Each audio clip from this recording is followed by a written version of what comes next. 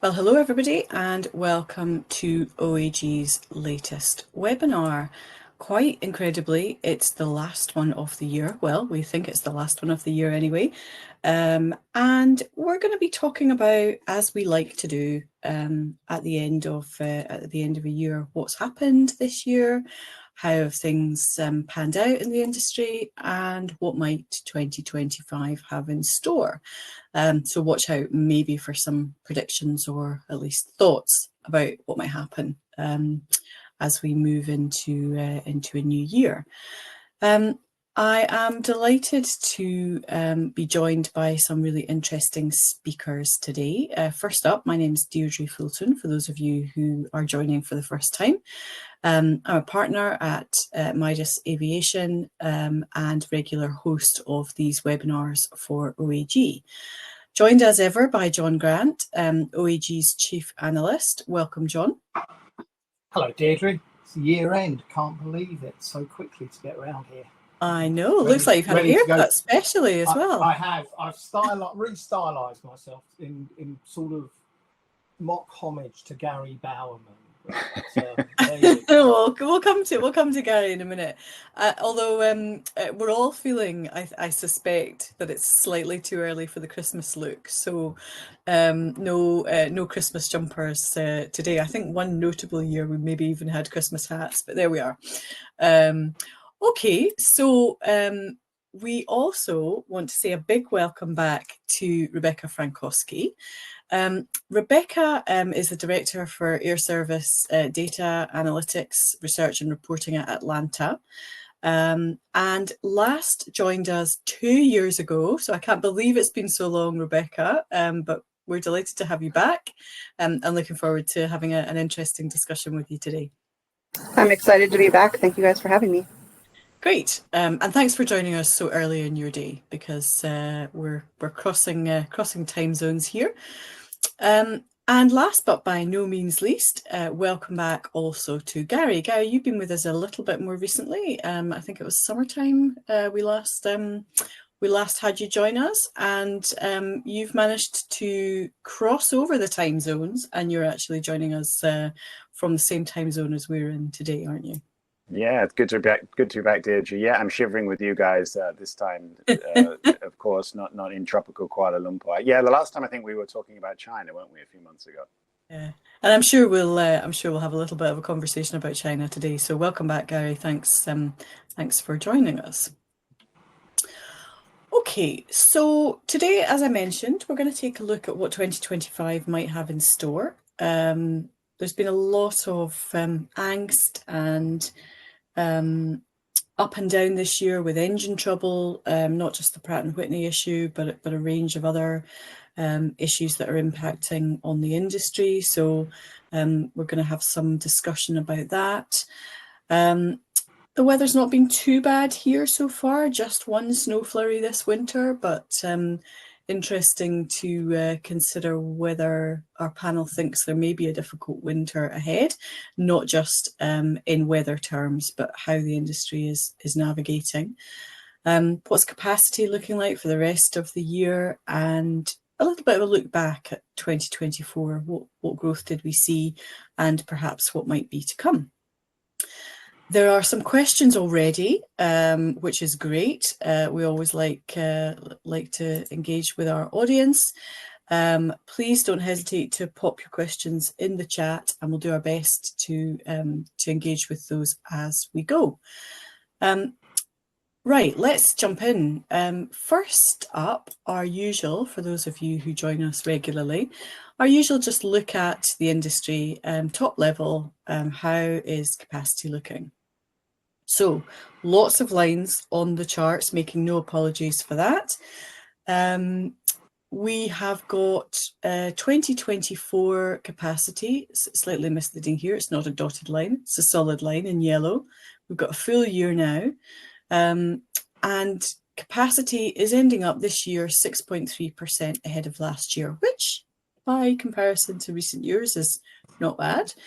But as John always likes to remind us, if we had had normal growth continuing over the last 5 years, we'd have been looking actually at this line being quite a lot higher than it actually is.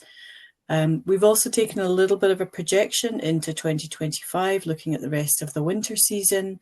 And you can see that the trend of certainly the summer months looks set to continue, although we're always a little bit cautious about looking forward too far into the schedule, because there are always sort of dynamic adjustments, particularly in the Chinese domestic market.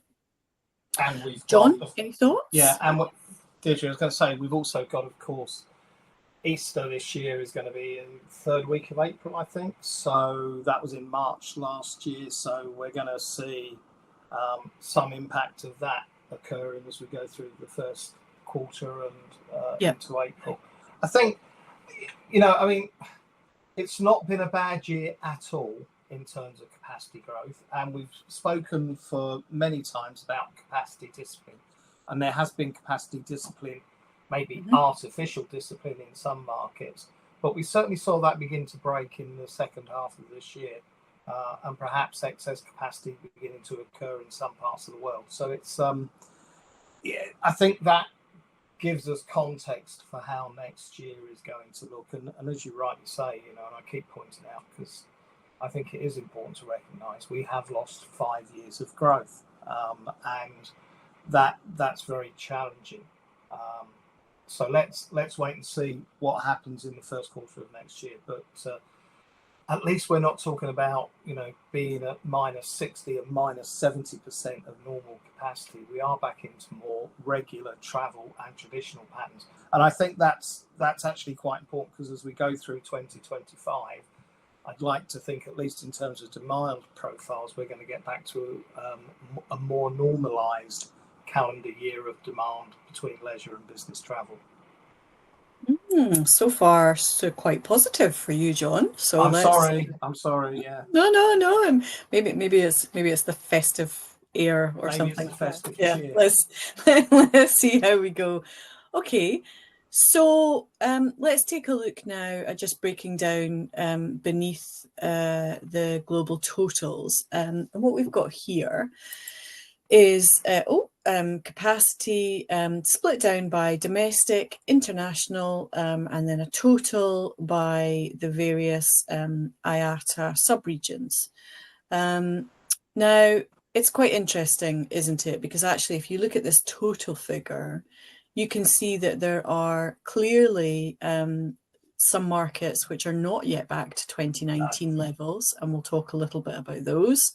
Southern Africa, Southeast Asia, Eastern Central Europe, and Southwest Pacific. Now, these have all got their own reasons, and you can see some of the explanations when we break it down by domestic and international. But there's sort of different things going on, aren't there, in those different markets? I mean, there's always stories and insights and data points we can go to, and the standout in terms of growth clearly looks like Central Asia, but it's also the smallest region in the world. So it's the largest percentage growth on the smallest absolute number. But, notwithstanding that, we've been there quite a bit on some consultancy projects, and it's incredible the pace of transition and economic activity and online digitization type things that are going on in Central Asia. And a lot of that traffic's flowing now through the Middle East, Dubai, through Istanbul, and a significant prevalence of low-cost airlines. So, that's all positive. And bizarrely, maybe one of the most positive things is the reduction in capacity in Southern Africa. Although it's sad that we saw a couple of airlines go out of business during the pandemic, it's actually balanced supply and demand more effectively, I think. Yes, airfares are more expensive, but there's no harm in that if airlines are finding that they can operate profitably. I mean, one of the great dilemmas in Southern African aviation for the last 20 or 30 years has been government bailouts, state aid. Will this airline survive? Will they be operational tomorrow? All of those sort of things. So I think that, that in some ways it's good that there is a reduction in capacity. A reset, maybe then. Yeah, absolutely a reset, and a reset in some of the airlines, Yeah. new CEOs coming in some places, retirements, very successful CEOs. Roger Foster's going, who was, a big expert in the South African market. So that's a shame, but that he will be replaced.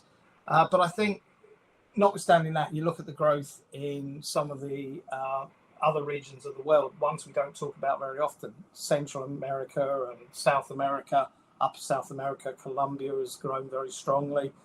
Central America has grown very well as well. And even in Africa, there are, three of those big markets. West Africa, significant growth. North Africa has been booming in the last couple of years. A lot of that is tourism traffic, particularly to Morocco. You can't go to Marrakesh without bumping into your next door neighbour.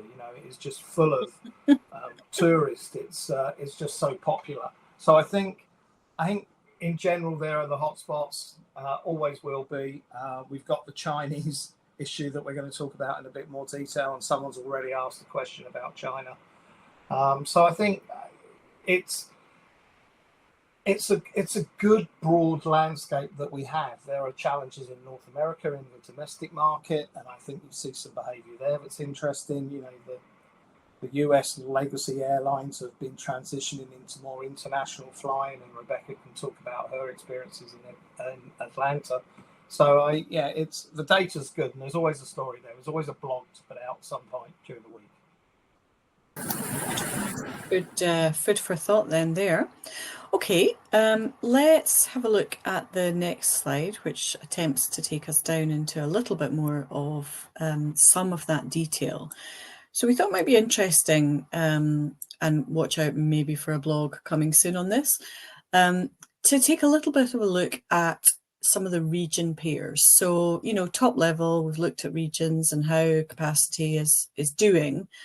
But actually, how do these markets interact with each other, and where is growth happening or not in some of the very biggest region pairs? So we took a look at the top 15 international region pairs in this particular slide, which account for 75%, so 3/4 of global international capacity. Biggest market by far is within Europe, which, arguably, if you compare Europe to other continents, maybe acts to some extent as a sort of quasi-domestic market, but setting that to one side, 22% of international capacity operates within Europe. 436 million seats this winter. And steady growth, 5.5%, which is sort of in line with the global trend, and strong growth between Western Europe and Eastern Europe as well. Yeah, and we haven't. It's interesting, isn't it? The Western Europe, intra-Western European market. Again, it's all about the data and breaking the data down. If you look at Western Europe and you look at the German market and Germany to Europe, it doesn't look very good at all. And if you look at the German domestic market, then it looks like carnage in terms of capacity compared to previous years. And yet you look at Spain, and it does have the geographic islands that it needs to serve, but there's been significant growth in the Spanish market. And throughout Europe, and I think, again, we can discuss this in more detail a bit later. The one thing about Europe is that there are numerous airports who are always clamouring and always desirous of a new Ryanair service or a new EasyJet base. And therefore we see constant growth in the low-cost sector and low-cost capacity. And, it's sort of economics 101 for the low-cost airlines. If they don't continue to grow their business, their capacity, their production, their unit cost increase, their profit margins go down, they put their airfares up, the market's elasticity gets stretched, and demand falls. So, it's a very tight balancing act they take every week, every day in their revenue management as they grow their networks. And notwithstanding the issues of if you're going to get new aircraft next year from Boeing or from Airbus, then the beauty of the Western European market is just the number of airports and the competitive nature of the market those airports create that perhaps isn't seen in other parts of the world. And of course, there's notwithstanding the timing of the delivery of some of those aircraft, but there's a steady stream of aircraft on order coming into Europe and into some of these other high growth markets, aren't there? I mean, some of the fast growing ones, if we go back to looking at the slide here, South Asia to Middle East up 18.4%, being driven in large part by India capacity, which is booming both domestically and internationally. Significant aircraft on order there. So we're sort of seeing that impact, aren't we? And the question, I guess, is to what extent will some of that be tempered by slower than planned or anticipated aircraft deliveries? Yeah, and I think this is a real, for anyone who's thinking about next year and capacity growth, I think you've really got to start thinking about how many actual aircraft are going to be delivered to airlines next year, and when are they going to become operational. What the order book says and what the delivery schedules are and reality are miles apart at this moment in time. Michael O'Leary is saying that he knows he's going to get 15 new aircraft by the end of March, and after that he has no visibility of what Ryanair are going to get. And when you multiply that to every airline around the world, that becomes a big issue, and it's not just narrow-bodied; it's the wide-bodied deliveries as well. The 777X, all of these aircraft are impacted by what's going on at the moment. Yeah. Very, very hard to be optimistic that everything that's on the books will be delivered. I think the other thing we can't ignore, to come back to the region pairs, is worst affected, worst impacted. Is this East Asia, North America market, which largely it is China to the USA, isn't it? So capacity's down 18.4%. Myriad of reasons going on there, and no indication really. I think we're not going to talk politics. Well, maybe not too much, but no indication. If there's an appetite to, we can, but not much indication. I think that situation is going to change anytime soon for a range of reasons. Really interested to know what our panel think. Let's not talk politics. Let's talk geopolitics. Okay. So there's no resolution to the Russian situation for overflights for European carriers, and even if there was, the markets that they've stopped flying or reduced frequency to are very soft. So I think that would take a time for them to recover, and likewise, some of the recent or the forthcoming changes in leadership in the United States are probably not going to result in improvements in airlift between China and the US in the short term. Can I just come in on that, Deirdre? I mean, I agree with John entirely, 100% there. The direct flights, but if you look at the arrivals figures in some of the key destinations in the US, you can see that there is demand from China to travel to the US, and I think Korean Airline is saying that in the first 3 quarters of this year, a lot of they saw a bit of growth in transit from China through Korea to the US. Which is replacing there's just not the direct flights. So the appetite as it currently stands in China to travel to the US is there for various reasons: business, leisure, education, whatever, visiting family and friends. But as John says, absolutely right, that whole situation could change next year quite easily. Yeah, and that's been your experience, Rebecca, hasn't it? That no longer no direct service from Atlanta. Yeah, so we only have direct service to Incheon and to Haneda. We had direct service to Shanghai pre-pandemic. I don't see that coming back anytime soon. For the most part, all airlines in the US and even into Canada are not seeing return of service to Asia. There's a few airports that there has been capacity growth in terms of seats. Minneapolis is one, but again, a lot of the travel was over Russia, and without being able to do that, it doesn't make economic sense from the airline perspective to fly it unless it's West Coast. Yeah, yeah. And actually, we the next slide just nicely segued into that. Just takes a snapshot look at what the position was 5 years ago. So the top map here is what was operating in terms of routes in 2019 between China and the US. So 68 routes from 19 Chinese cities to 19 US cities. And you can see, within the limitations of the size of the chart here, that there was a reasonable geographic spread on both sides. Although, of course, concentrated on those sort of three main access points into China.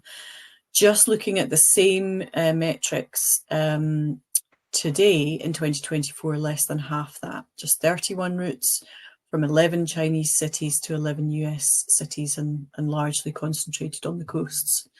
So it's really stark to sort of see it like that, actually, in terms of just looking at one particular market. Capacity to China, between China and North America, so including Canada, 77% down. By far the biggest reduction, but we're also seeing reductions into other what were previously popular markets from China. Southwest Pacific down 16.5%. There really wasn't room to put two more maps on here, but 53 routes previously operated, now 40. And again, this kind of situation of less Chinese cities as origin points, and less cities across Australia and New Zealand. You have the pandemic resulted in the number of frequencies between China and US being dialed right back. It nearly had become an open skies regime. There was moves on both sides to expand frequencies, and now that's been, as I say, dialed right back. And it's hard to see that the US authorities see any interest from the big three US airlines to expand their services. So any request that comes from the Chinese for an expansion of services, any consultation that takes place with United, American and Delta is probably going to end up with a no, we're not interested. And nothing much will change. And as you mentioned, and I think Gary knows quite well, the Chinese authorities and the Chinese regulators themselves are pulling back on international designation and long-haul services from China, because pre-pandemic they were losing millions a month, literally losing millions a month. And in the current situation in China with its economic climate, the government can't afford to bail out these airlines on very expensive long-haul services where they're losing millions each month. Yeah, absolutely. The debt in the public sector debt in China is huge at the moment. It's eye-wateringly huge, much bigger than it was 6 or 7 years ago. But it's quite interesting looking back at those figures you have there, Deirdre, for 2019, and just the difference in the number of direct routes between China and the US. And it's important to remember in 2019 there was a Trump administration in the US. So, that's something that John's absolutely right. It's COVID that's really had this impact, and then the Russian war as well. The world has changed in the last 5 years, no question. Someone's asked about what do we see the capacity between China and Europe, and what do we think? Oh, well, my own personal view is it's ridiculous. I mean, there is no need for the amount of Chinese capacity flying over Russian airspace towards Europe at this moment in time. Last week, Hainan Airlines started Vienna Chengdu. There is no market from Vienna to Chengdu. It is one of those crazy land grabs by a Chinese airline into a European city that might be successful in 15 years' time. But in the meantime... It's a very nice city, though. It's a very nice city in the winter. Chengdu or Plenty to do. Both, I'm sure. I've not been to Chengdu in the winter, but yeah, Vienna's nice in the winter. But cold. And that is just symptomatic. And I've said it before.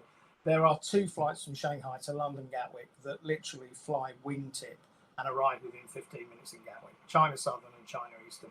What is that about? You know, that is just nonsensical. And when we talk about all of the airlines' responsibility towards sustainability, etc., yeah, we want competition, but we want sustainable competition, but it's carbon friendly, not blowing the brains out of each other. Interesting though, isn't it? So there's almost a sense that, given that significant reduction in international capacity from China to the US, carriers are still pursuing international growth. It's just happening. It's happening elsewhere. Chinese carriers. I mean, so yeah, interesting to see. Well, that's about chasing the dollar. That is all about looking for hard currency anywhere. Or the euro. Yeah, well, or euro. You know, I mean, it's all about, they've got piles of debt. 70-80% of their costs are dollar denominated, from aircraft leases to fuel costs, en route navigation charges. All of these things are in dollars, and they haven't got any. So they've got to go looking for them to pay their bills. And if they can't find them, they go back to the Chinese government. It comes back to 2023, 2022 were the two most successful, most profitable years for the airline industry. No airlines in China made any profit. In fact, their losses were amongst the heaviest ever reported. What does that tell you? I mean, I agree. I think going back to maybe your first or your second slide, where Asia is still catching up, and it's still clear that we're completing a 5-year COVID cycle, and that cycle has been much harder and much longer and more protracted in Asia because of these long closures. 2 years of closure in most Southeast Asian and Northeast Asian countries, 3 years in China. That mess doesn't get cleared up quickly, and it creates so many disruptions, dislocations, and then cost issues that we're still seeing. And it's taking time to iron those out. And with regards to the China market, I mean, John makes a good point about Europe and just the volume of seats that are being offered into Europe at the moment. But that's the supply side. The demand side is still rebuilding in China. We're still trying to work out what the demand patterns actually are right now and where demand will be in 2025, almost separate from the supply issues. It's a tricky equation at the moment. And I think the interesting thing, Gary, is that way back early in the pandemic, we kind of came quite quickly to the view that actually this was going to be a long tail of recovery. We wouldn't see full recovery probably until 2025, maybe 2026 in some markets. I guess the sort of, the reality check on that is, this has been on for 5 years now, and that feels like a very long time. And actually, we're still not there yet. We're not in 2025 yet. We're not seen full recovery yet. So I don't think in 2022, when we saw some light at the end of the tunnel, the expectation was, this is good, it's going to be okay, everything's going to get back to normal, and by 2024, 25 it will be all okay. We didn't foresee the issues that have taken place in terms of engine supply. We didn't really see that Boeing was going to be cut back to its production levels over recent incidents at the beginning of this year. We didn't realise that Airbus was so far behind on their production schedules and delivery dates. And you think about all of those. There is one airline sitting with $1 billion worth of aircraft assets that cannot fly because they need maintenance parts. They've had to cut their network. $1 billion worth of assets and cost and lease costs they can do nothing with other than pay the bill. There is an airline in India with 87 inactive aircraft at this moment in time because of the engine overhaul and MRO crisis that's in the industry. These are things that we need to factor in, and that's why I think we can't be overly confident about 2025 capacity, because there's other things coming down the road that we probably haven't even seen yet. Yeah.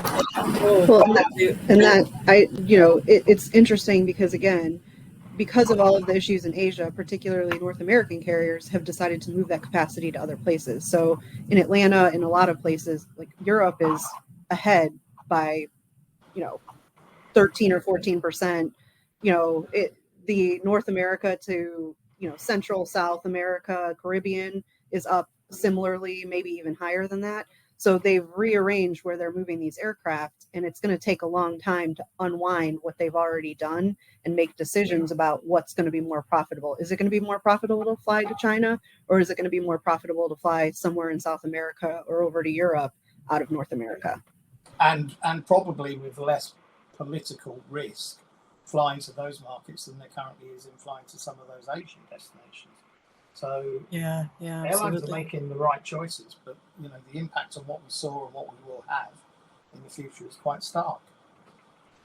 And I think Rebecca, you nicely preempted what we were just showing country level on this slide about the international US capacity position, where absolutely, strong growth, and these percentages are compared to 5 years ago. Strong growth into Latin America, strong growth into Europe, obviously the Northeast Asia position. Interesting, pretty punchy growth into the Middle East as well. And we're sort of seeing that connectivity happening, aren't we, into the Middle East hubs now. Direct services into some of those super hubs, and of course other parts of Asia are benefiting from that as well. Although a much smaller market, so we absolutely are seeing that capacity being deployed elsewhere. As the focus changes, and as markets are difficult to operate into. I don't think any of us could predict, if we were to look forward 5 years from now, what it's going to look like. But certainly in the short term, I don't see that that's going to change. Really, I had a vision of a deck chair, a beach, and a pina colada in 5 years' time. But that's oh, really? Maybe. But shout out to Rebecca. Won't say because she's too embarrassed. But they've just got a success with an Etihad. And there's going to be more of that type of stuff going into the US market. And at the end of the day, why does the US airline, as I said earlier, want to take that risk by going back into China at this moment in time? Politically, you might need to.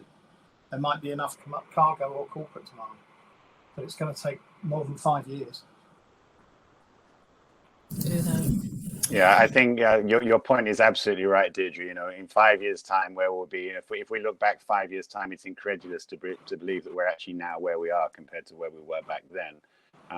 The one thing that Asia we've learned, I think, through COVID is not to forecast. It's just too difficult at the moment. That's easier said than Thanks, done, Gary. For some of us. Yeah, there you go, the job. Given some of us do that on the side. Well, not on the side. Anyway, let's change tack a little now and stick with the US. We wanted to just we couldn't not acknowledge what was happening in the US with Spirit currently, and we just wanted to sort of just take a little bit of a look at what perhaps has helped contribute or not helped Spirit's current position in terms of where they are right now. John, you pulled some analysis, didn't you, that looked at state level at how they grew capacity, and it's quite interesting, isn't it, as a case study? Maybe. There's probably a student out there who'll ask for some data and want to do something on this. But I think this is a big warning shot to and shows the difference in the US market and both Asian and European markets, in that low-cost airlines are essentially fighting for the same market and the same business as the legacy carriers at the same airports. And there is very little airport and product differentiation that therefore occurs. So, putting rapid growth into the market and yet not being a dominant player in any of those markets makes you an extremely marginal and an extremely vulnerable business. And in fact, if you were to look at this from a business planning perspective, then financiers will may say, "Oh, this is far too risky." There is a lot of cash flow and positive cash flow in low-cost airlines. They get bookings in advance. They realise and they play with the cash, but ultimately, it's a really, really dangerous market, and it's very mature. And whilst you can stimulate the market a little bit, I don't think that it is sustainable market. It's profitless growth, and Spirit got trapped into that vicious cycle. And it's not quite a Ponzi, but it's a downward spiral that you just cannot get out of. You need to add capacity. You go and find somewhere where you think you can create a market. You get a very small share of it. You become a bit of a target for one of the legacy airlines who puts 2 seats on sale at your cheapest price, but still has 250 to sell at a higher price. And that's the dilemma that Spirit and maybe some of the other ultra low cost carriers are facing. And we saw that in Southwest. They've had some real issues this year with their shareholders criticizing their business model and how it operated. And suddenly they are going to start charging for advanced seat assignment. There isn't a low cost airline anywhere in the world that did not charge for advanced seat assignment. Every flight Southwest operated before they put this in place, they were leaving revenue at the check-in desk that most airlines would pick up, and we'd be paying £15 for advanced seat assignment, fast track security, whatever it was. So I think the US low cost market is one to watch very carefully. Is there going to be consolidation? Is there going to be a round of Chapter 11 from others? And ultimately, if Spirit have to go and talk to JetBlue, then CEOs swallow a lot of pride to have those discussions, because it means that the business is in trouble.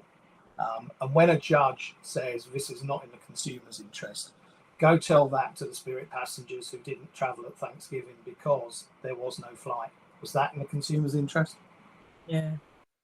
Of course, Rebecca, we need to come to you, don't we, in terms of maybe not the consumers who didn't get to travel at Thanksgiving, but more broadly, we were having an interesting conversation yesterday about consolidation in the US market, and actually, is this part of the life cycle for LCCs and ultra LCCs in the US? So, if you take a look at the U.S. market, and I went back and did a little bit more research after our conversation, Chapter 11 bankruptcy has been used by 3 of the 4 majors. The only one that hasn't is Southwest. So, Delta filed for bankruptcy and then was profitable within a few years. United filed for bankruptcy and was profitable within a few years. And if you take out the COVID time, it really improved their profitability. And if you took out COVID, I think they would have continued to be profitable after they filed for Chapter 11. So I think that it's a model that's been seen. And I also think that the capacity discipline that the major carriers have had to have because of consolidation, so after they filed for bankruptcy, they also merged with, Continental and Northwest, and American and US Airways all merged. I think American was on kind of the back end of that. I think they filed for bankruptcy in 2011. But again, up until recently, they had been profitable as well. So it's a model that's been used. And I think if they use it correctly, they can end up in a position like many of the major carriers. The problem is they're fighting for the same capacity. They were flying to some of the smaller markets where they could be the big carrier in a big fish in a small pond. But then now they're flying, LaGuardia and LA and Atlanta and all of these major hubs that they're trying to fight for the same share between 5 or 6 other airlines. So how do you overcome the capacity? So figuring out the capacity, figuring out the debt. I mean, really, Southwest was unprofitable before the pandemic. So they were in trouble before the pandemic. The pandemic made it worse. Yeah, interesting. And you can, we've been looking recently at the degree of competition on some of the biggest routes in different parts of the world. And typically in the US and in Europe, 3 carriers on a route is probably the average, sometimes 4, sometimes 2. That's quite different to the position in parts of Asia where you might have 8, 9, 10 carriers on a route. But it, that's about the market conditions and the airline profiles in those markets. It's not to say that, that could ever work, I guess, in the North American market, because you got such power in the majors, haven't you? You know that you have, but really isn't it all ultimately, and I think this is in the consumer's interest. Consolidation in any shape or form seems to make airlines more profitable, allows them to operate in a more rational way and behave more rationally, and the consumer gets a better product and service. So in a quasi strange way, we have consolidation in Europe because Ryanair and EasyJet and Wizz have bases throughout Europe. And that's a form of consolidation within the marketplace, really. Previously you'd have had Taron, you'd have had all sorts of historic airlines fighting for a little bit of their share. And that consolidation has allowed the market to mature to a point where it's profitable for certainly the low-cost carriers, and the legacy carriers carry the long-haul connecting traffic. That's going to happen in Asia at some point. There's, inevitably that's going to happen. It's going to happen in Korea, South Korea soon, with the merger of the two national airlines. So that's got to be positive. It makes no sense from an industry responsibility perspective to have two airlines from the same airline group serving different sectors but flying at the same time of the day with the same aircraft type to the same destination. What is that all about? Is it necessary? Unless it's the ultimate in market segmentation and there's a bigger strategy that says, that this is how to, and I think this is probably more in Asia, this is how to tap into this part of the market and how to win that share. There's an interesting question someone's asked about, Dylan has asked us about, can LCCs and ultra LCCs penetrate with the sophistication of loyalty programs from legacy carriers? I think that's a really interesting question because there's so much wrapped up in that now. There are some markets where loyalty and points or whatever the currency is hugely important, almost more important in some markets than others. Yeah, but it depends. We did some research in OAG in the summer in the US market, looking at travellers' views and perceptions. And it's very much a generational thing. If you're a really old person like Carrie, then you want frequent flyer and you want loyalty and all of those sort of things. If you're a really young person, then quite frankly, loyalty is only to your bank account. And if you can find a way to save some money, then typically you will go about that. And you're not interested in buying or earning and building up loyalty points with a particular carrier. And interestingly, those people who do have loyalty points are saying, I don't want to spend this on travel. I want to spend it on lifestyle choices. If you've got 100, buy 100 tickets at the local big concert hall and give them to people that they can use for frequent flyer redemption, whatever it happens to be. I want lifestyle things rather than seat 1A. So it's very interesting how it's changing. Yeah, we could probably have a whole webinar just talking about that. Yeah, let's not forget the value of that American Airlines credit card to American Airlines and Delta's credit card. They make more on those than they do on many of their routes. Yeah, which is Rebecca, without knowing too much, I would hazard you have a Delta Airlines credit card. I do. It's kind of hard to live in Atlanta for a period of time and not end up with a Delta credit card. Yeah. Okay. On the subject then of low cost and mainline and that whole part of the industry, we just wanted to, out of curiosity, really have a look at market composition from that perspective. So what's really interesting, so it's sort of supporting what we were saying in terms of North America and particularly the US and how that works, is on this chart here. We've got growth rates this year versus last year for LCC in yellow and mainline in grey across all of the major regions.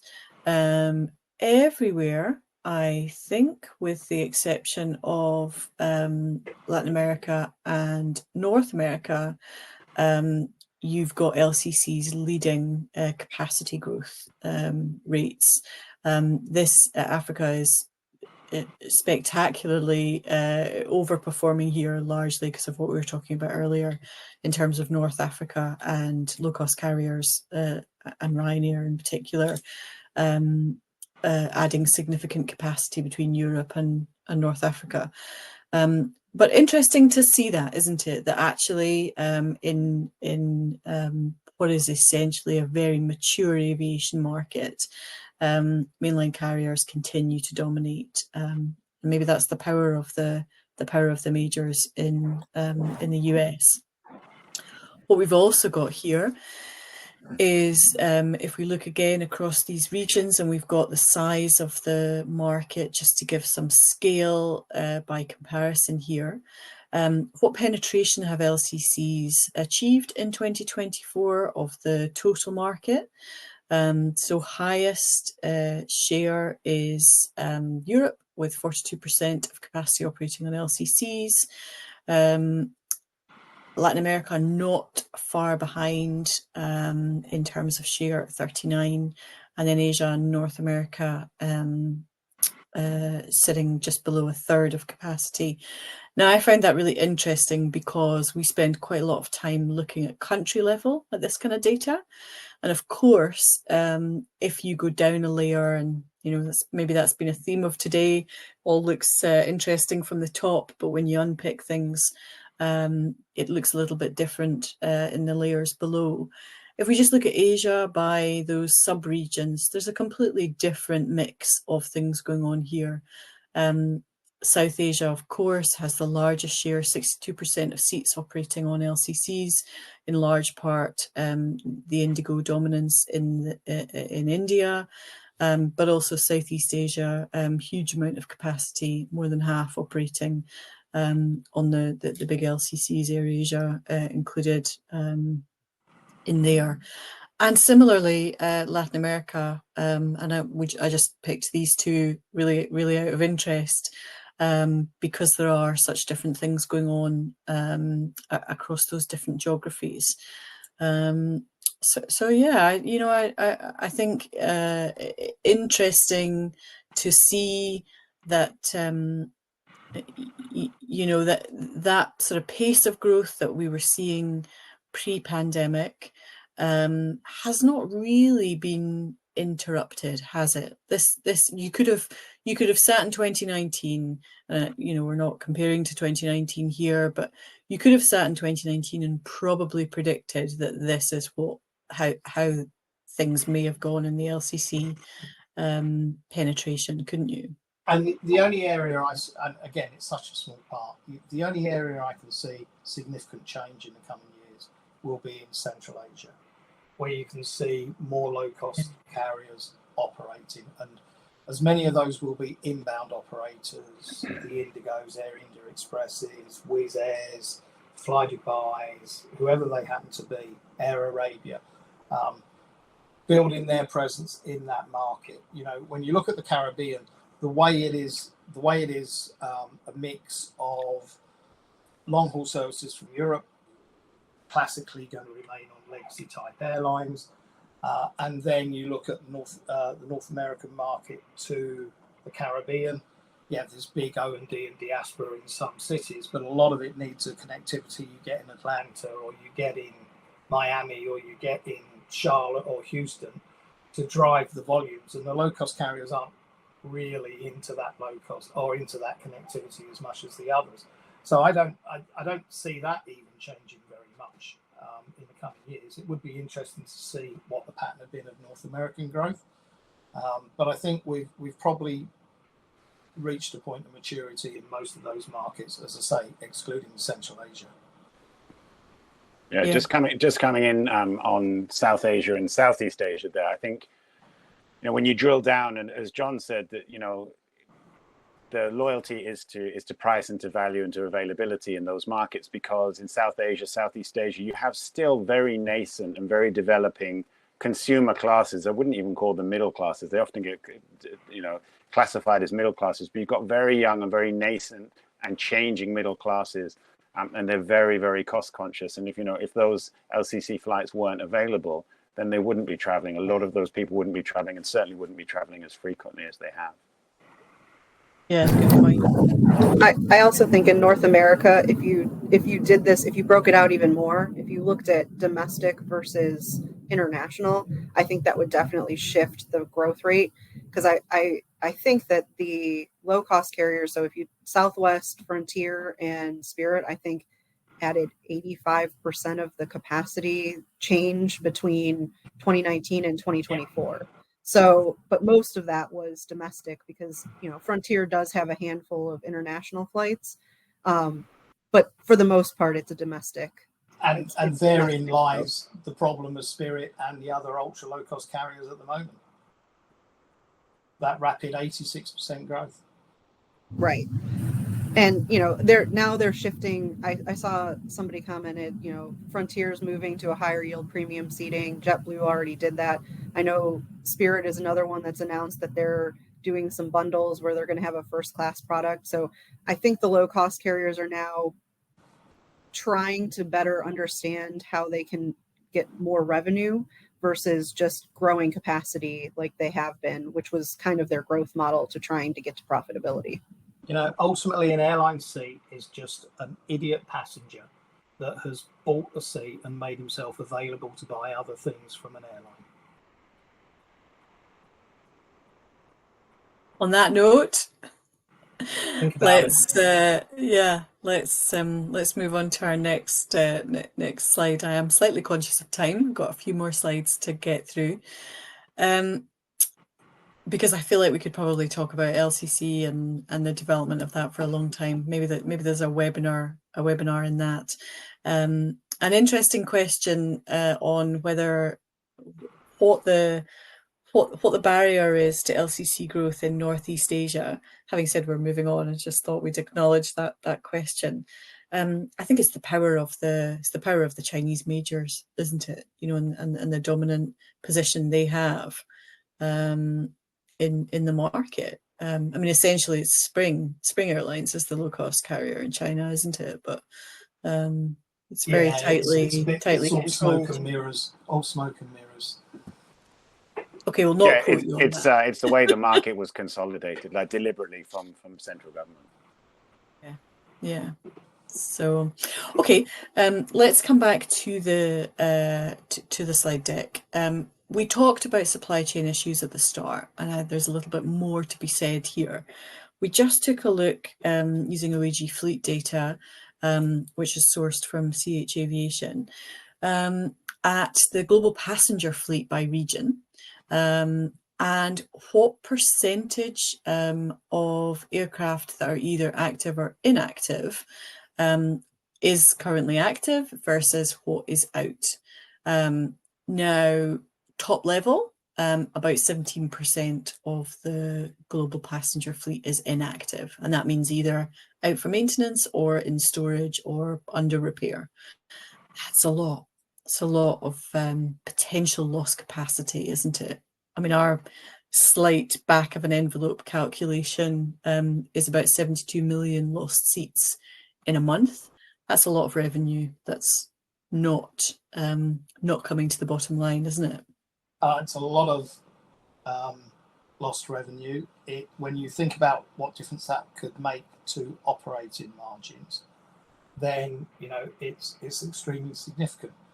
The other side of the coin is that artificial capacity constraint we are seeing in the market, which in some ways that capacity discipline is allowing the airlines to be profitable and preventing fares from falling to points where they would be loss-making and they were chasing profitless growth. But it's an immense concern for an industry that you can't produce nearly 1/5 of what you expect to produce. And how do you plan for that? How does an airport resource its staffing, its rostering? How do you plan for the next 5 years? When's it all going to come back? How will it come back? It's just completely and utterly full of problems that we're trying to resolve on a regular basis. And, you know, that's a big problem that we have to face, and it's across every region of the world. Yeah, absolutely.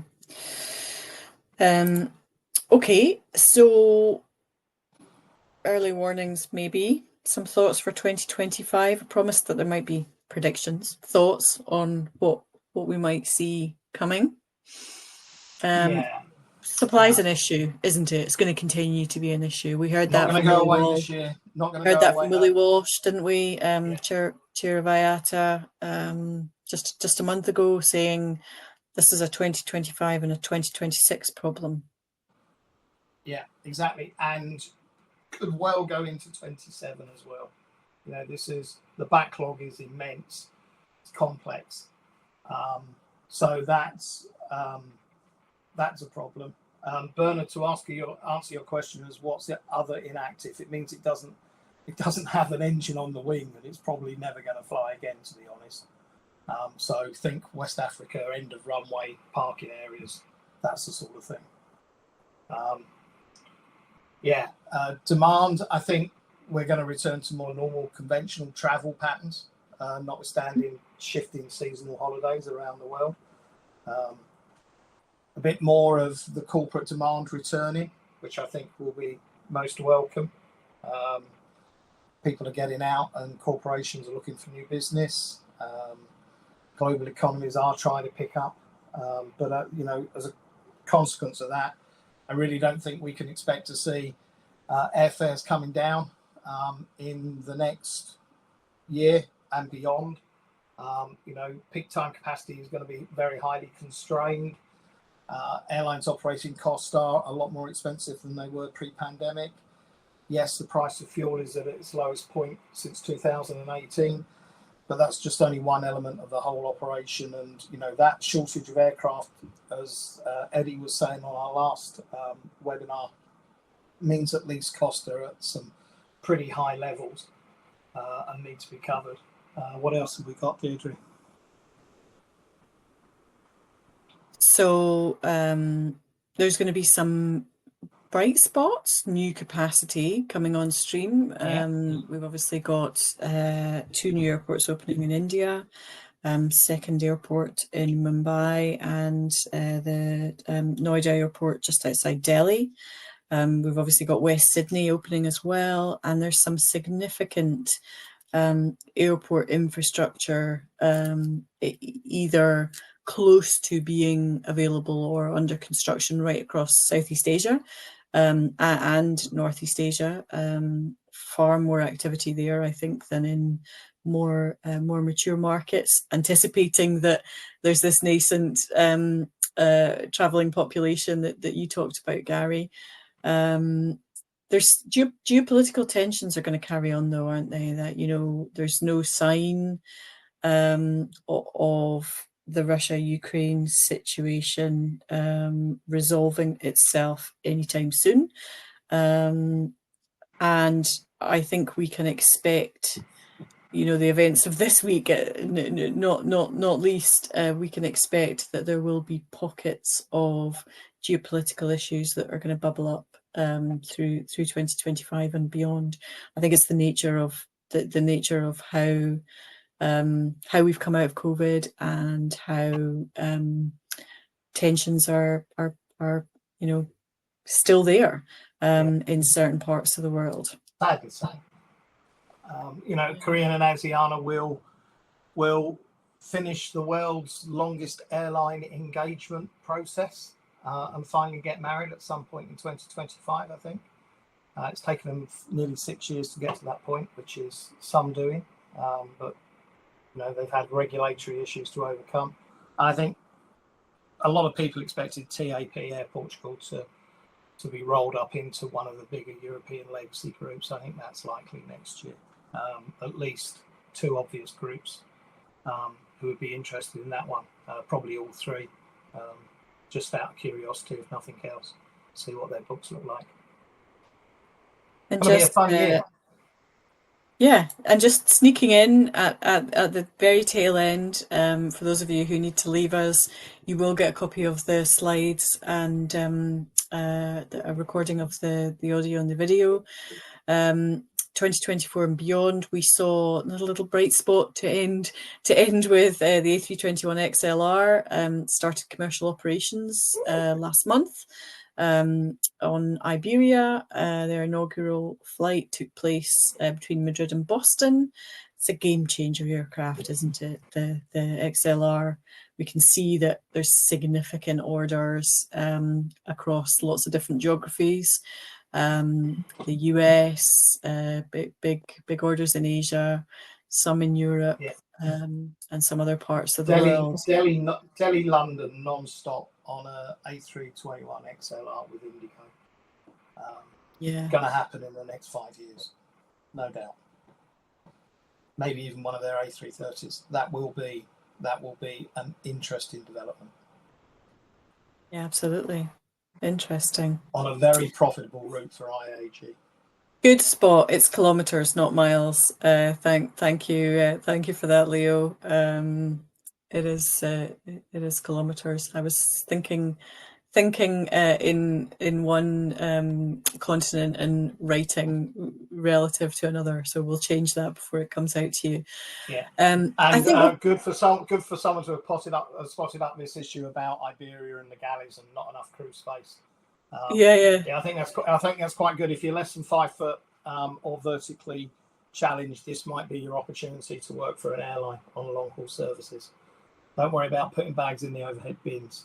I think it's a challenge for passengers as well, but it's going to be interesting to see how that comes about. Maybe OAG should pay us all to go and trial it out and see what it's like. We just need Rebecca to get an A321 service into Atlanta, and we'll come and have the next webinar in person. Peachtree Plaza. Yeah, that sounds great. I'd love that. We could do it in your atrium. Perfect. Absolutely. We could have a live stream. Yeah. Amazing. I think unfortunately we're probably out of time. I guess there's much more we could say about all of this. But thank you everybody for joining us, and thanks for listening.